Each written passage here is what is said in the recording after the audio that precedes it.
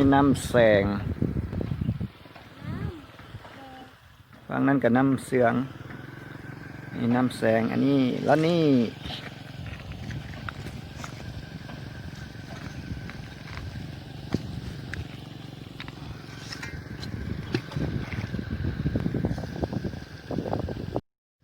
ก็ได้ดินแบบนี้มาดนแล้ว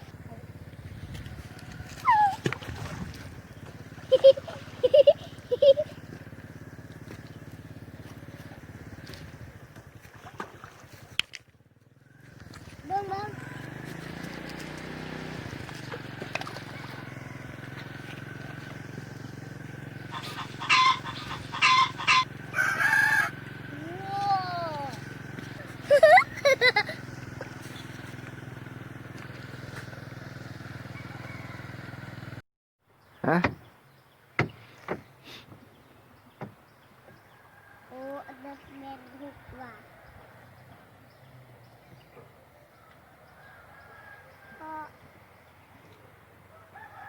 พ่อเอ้ยมันดีจะทำมันยัง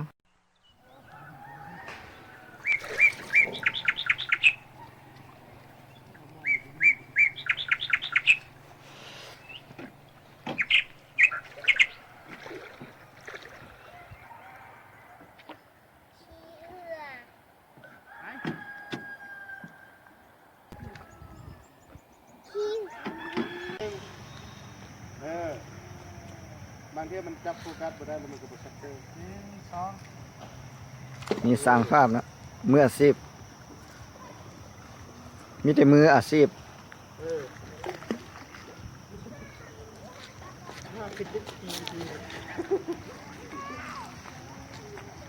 ตอนนี้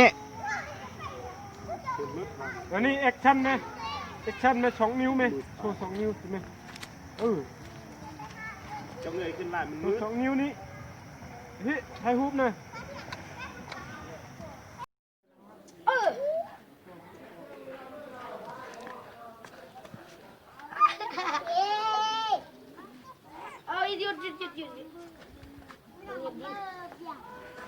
bukan